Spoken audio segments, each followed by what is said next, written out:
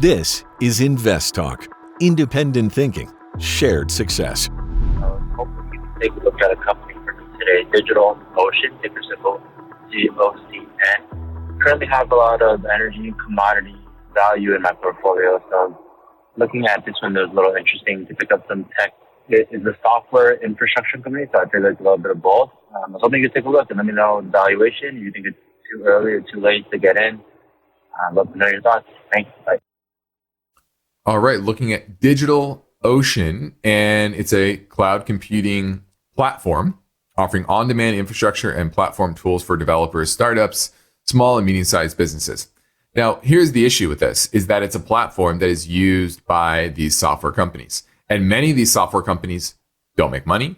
A lot of small, like we just said, small, medium-sized, they're unprofitable. And in challenging economic environment, a lot of these names will not be able to get continuing funding, and they will go bankrupt. That's how these environments operate. They cleanse the system. As I said yesterday, that's one of the best things about a recession, is it cleanses out the junk in the system. And over the last decade or so, there's been a lot of not very good, there's been great, but a lot of cloud type companies, AI type companies that have raised capital, and they just haven't found a way to profitability. And so this is a name that will probably suffer in that environment. And that's why earnings are expected to fall 1% this year. And estimates for this year and next year are trending lower. And it's near a 52-week low. Okay, your relative strength is at 25. There's nothing about the chart that gets me excited down here. Below all the major moving averages. Yeah, it could bounce. It's a little oversold, but it just made a new lower low from the lows in August, from the yen carry trade on one of those. So yeah, I see no reason to get into this right now. It's a fine business. I like it generally to have on your watch list because it is fairly profitable. It has positive cash flow, but it also has a decent amount of debt, about $1 billion in net debt on a $2.5 billion market cap. So a name that we'll have on your watch list, but this might be a name on the rebound once we hit bottom, when everyone freaks out and is panicking about equities. That's maybe the time to pick up something like this. But I'm pausing on DigitalOcean for now. Let's take a live call. Thomas from Santa Cruz wants to talk about gold. Hey, Justin. I'm over here in Santa Cruz in traffic. Thought I'd give you a call. I own a good portion of GDX, a big portion of my portfolio. It's grown a lot. I basically timed it up where I was watching it a lot over the last few years, and I'm up close to 90%. While everything else in my portfolio has either gone kind of stagnant or back to where I kind of have my average cost in. My gold and my silver plays, specifically my gold, because mathematically it's so much more in my portfolio, has gone up a lot. And I'm still long-term on it. I have a job where I'm going to be able to get income that I'll be able to dollar cost average into various things like S&P 500. But I was just wondering where you are with the current pricing of GDX. I know it's broken out. Are you guys carrying miners with the intent of, carrying it indefinitely? Do we think it's like overbought right now? Basically, how should I be viewing it? Yeah. Because you can only get so negative on how they view the things that will impact the price of gold. I know you guys are bullish, specifically you on gold, but I was just wondering about kind of short to medium term, how I should be viewing it. Yeah. And I'm 27 years old. I'm about to turn 28. I'd like to carry it as much as possible. As long as possible. It's about 16% of my portfolio. 16? Yeah, I don't see a problem with that. I think that's perfectly fine. I think things I think if you study history, things can get a lot worse. A lot worse. Not saying it will, but understand that it can. And so 16% is perfectly fine. Nothing is indefinite. You always have to be nimble and be able to change your mind. But I see nothing in the near term that tells me I need to get out of this trade. Now, it is overbought. So could you see a pullback at some point in the near term? Sure. But 16% of a portfolio, I have no problem holding that in gold. Hey, Justin and Luke. I just want to say your podcast is awesome. It's been very helpful for me. Quick question. Siemens stock, overall, it's a good stock to buy. What do you guys think about this? Thank you so much. Bye. All right, looking at Siemens, and this is a German company, and they're out of Munich, and they have different segments, mainly digital infrastructure, mobility, smart infrastructure. They have a financial services arm, etc. So they're in the industrial space, industrial technology, really, overall. And it's in an uptrend, although it has pulled back recently. It's still in an uptrend. Now, the problem is that the United States, Germany, and China are their main markets. Okay. And if you go through a trade war, that can be a challenge. You have United States 26%, although Germany is 15%. And then you have a mix of Japan, India, UK, China, like I said. But it's fairly well globally diversified. But if you go into an industrial slowdown, this is going to struggle. Now, long term, I think this is a good type of business because it's profitable. It still has a good balance sheet. It is globally diversified, so it can be nimble in a increasingly fractured geopolitical landscape. And money is flowing to companies overseas. And Siemens is that type of name.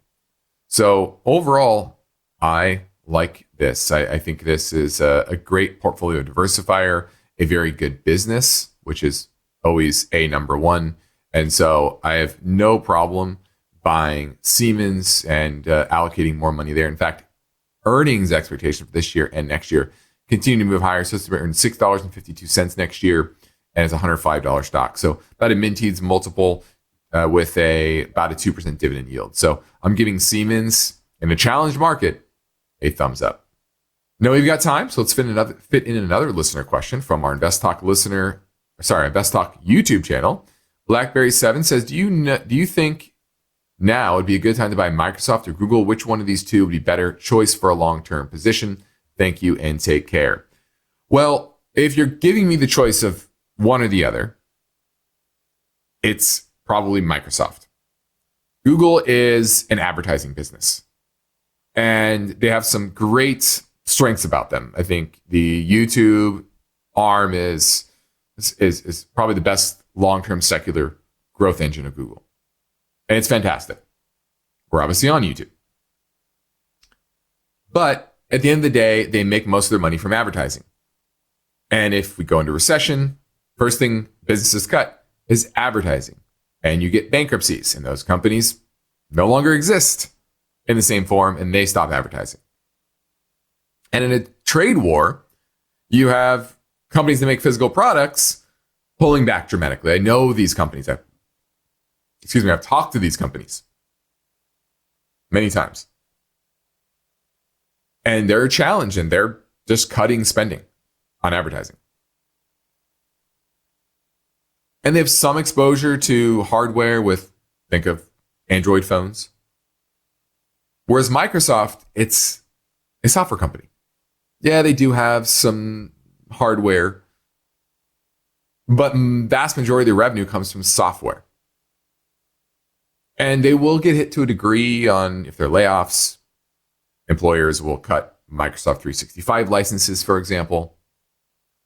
But overall, it's more insulated than Google is. And frankly, it is a better business. It doesn't have the AI. It actually is in the AI trade, right? With its stake in I'm trying to remember the OpenAI. There we go. OpenAI. ChatGPT. So Microsoft has a stake there. Google is working on their own AI, but AI in general is actually a challenger to their traditional search business. And so instead of being the dominant player in search, they could just be one of the players in AI. And I think there's some structural issues with Google there. I think it'd be good for them to spin off YouTube, honestly. And I'd be more excited about that. Now let's talk about gold. Gold demand is surging, not just here in the United States, but worldwide. Gold is up 17, about 20% on the year, since inauguration day, over $3,200 per ounce. And demand in Asia is steady. India's demand is the highest in the world. And it's very need-based. They do it, they buy gold for weddings and other occasions.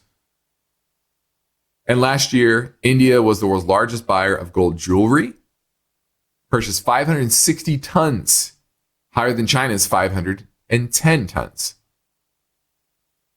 They bought 240 tons of gold bars and coins. But China purchased even more, 345 tons. So China is more about the investment side. India is more about buying jewelry. In Thailand, bullion, which is just straight investment, jumped 17% last year. And if you add in the rest of the Asian region, that accounted for 64.5% of global gold demand for jewelry and bullion last year. That doesn't even include central bank purchases, which we know those are headed higher as well.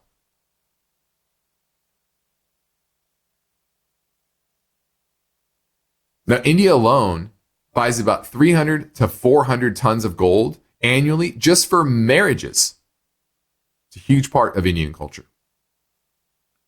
And in China, it's woven into their tradition as well, but more as a way to store wealth and pass on wealth to the next of kin. Because there are a lot of controls on what the Chinese can invest in. Now, historically, it's been, over the past 20, 30 years, it's been real estate. But now real estate prices are falling in China. So gold is the natural alternative, especially equities have been down dramatically over the past couple of years. So gold is kind of the only alternative. And then they see their own central bank buying gold. Well, that's even more reason for them to continue to buy. Now, historically, gold has been an inflation hedge, especially in turbulent times like right now. That's why gold is soaring. And the wealthy are buying it hand over fist. They're hoarding it in droves.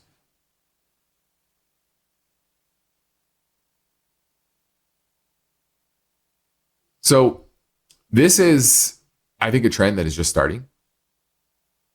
Think of the allocation of money to Bitcoin as the alternative gold. Well, if you look at the correlation, Bitcoin is just correlated to the NASDAQ. Gold is gold. Gold has been underappreciated. And it's finally starting to be appreciated again in these turbulent times. So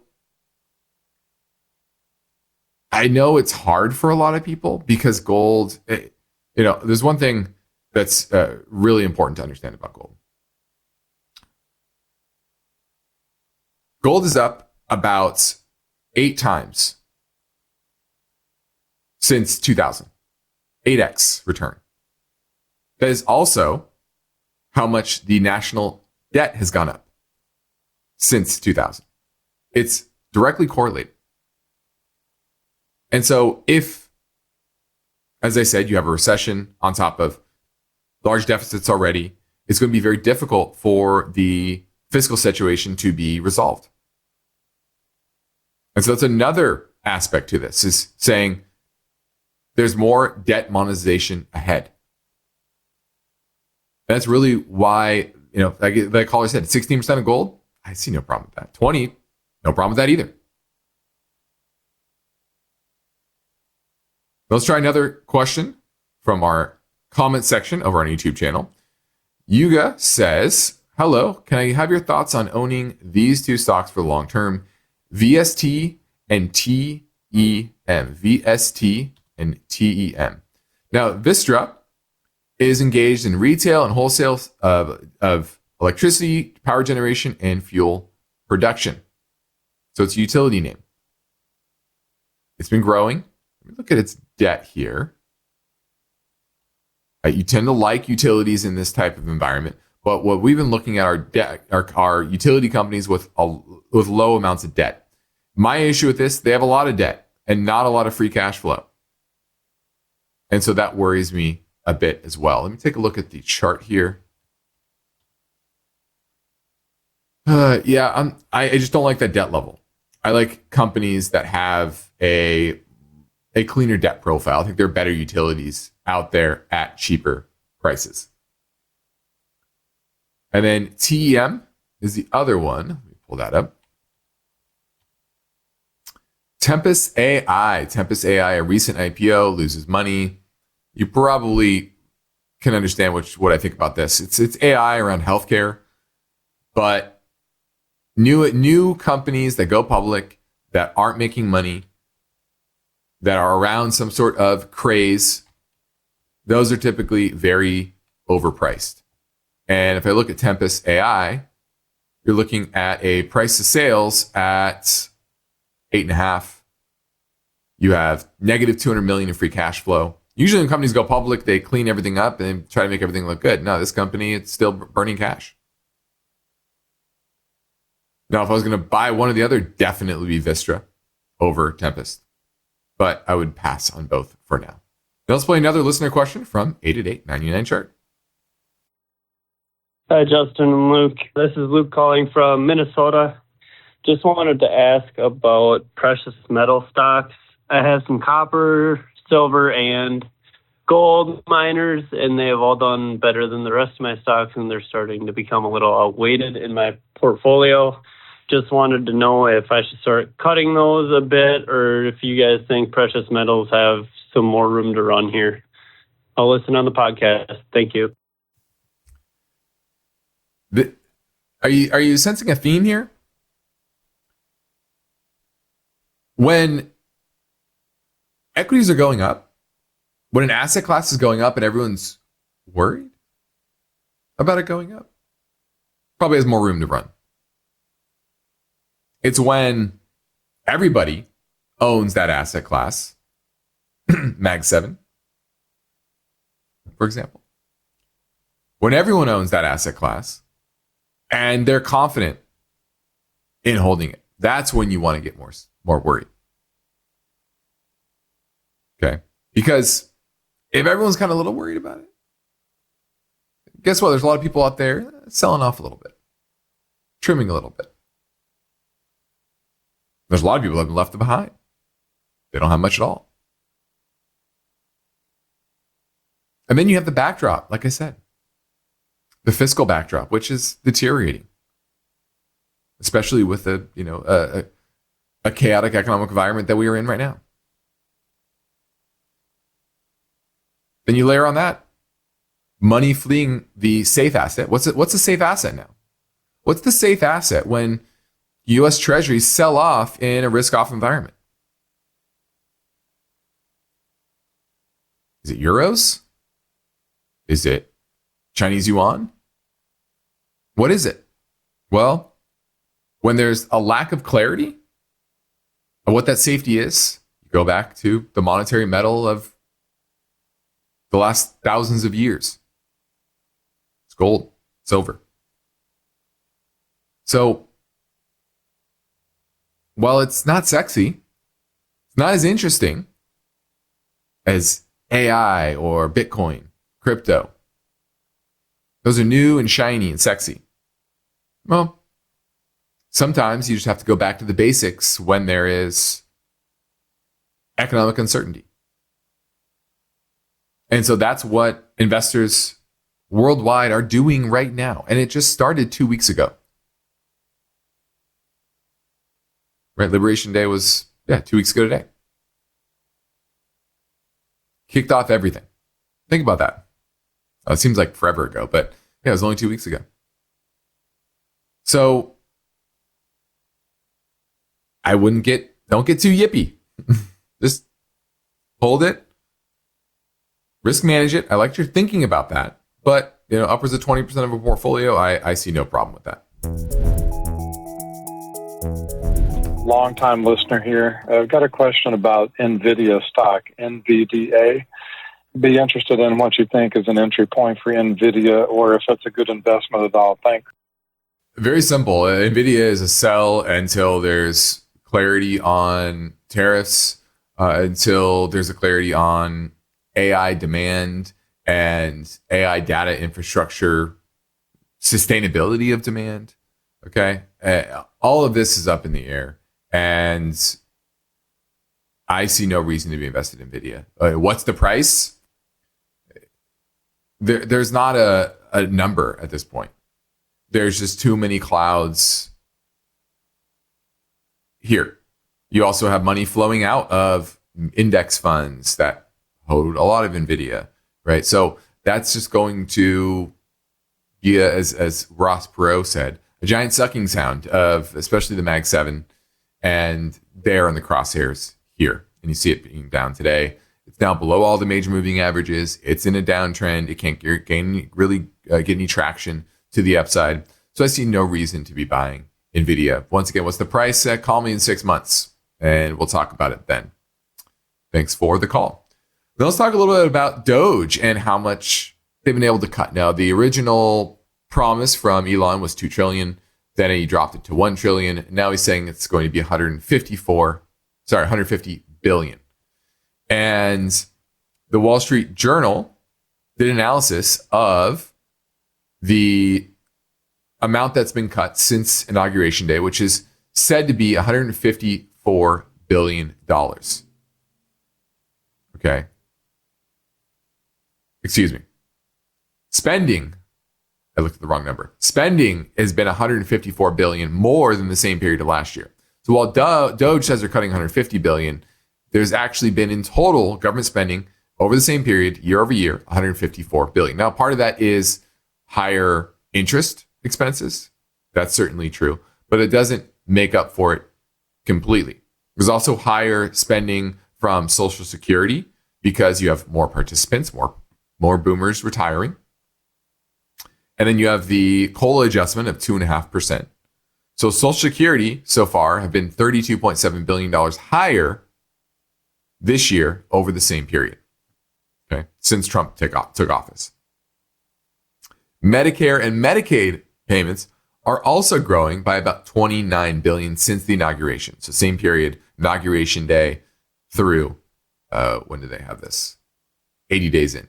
This was as of, trying to find the exact date on this, but recently.